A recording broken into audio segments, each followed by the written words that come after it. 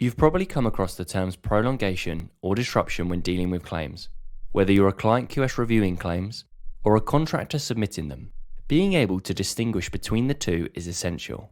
In this video, we'll investigate how they differ, what types of costs are included in both, and what events lead to them arising in the first place. Please do subscribe if you haven't already, it really does help our channel grow. Throughout a construction project, there are site-specific overheads known as preliminaries, which are required for construction activities. They include items such as security, welfare, and temporary works. Much of what makes up preliminaries are time-related costs, meaning if the completion date is pushed back, the cost for these items increases. Submitting a claim for these increases is known as a prolongation claim.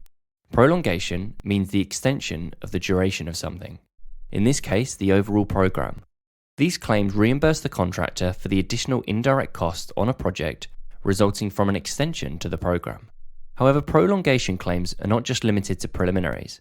They can include time-related resource used on site such as plant hire, subcontractor prolongation costs, head office overheads, and professional fees.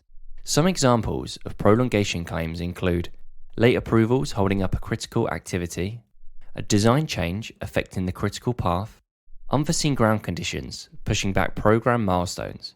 Disruption claims, on the other hand, relate to events which reduce the efficiency of works but do not extend the overall duration of the project. For example, there may be certain activities which took longer than planned but were not on the critical path, and as such didn't extend the overall program.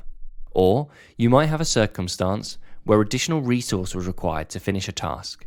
Disruption claims include costs arising from lost efficiency, resequencing, working around others, stop-start working, access restrictions, late information, and design changes.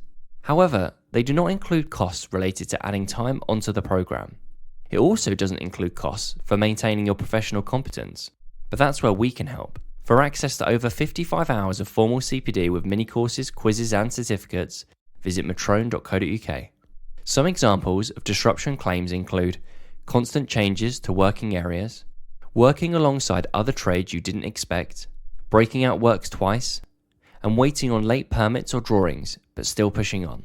Disruption claims can come with challenges, and are sometimes harder to ascertain than prolongation claims. According to RSES, this can be more challenging for disruption claims, as it can be difficult to attribute loss of productivity to a particular relevant matter, although good site records often help to mitigate this issue.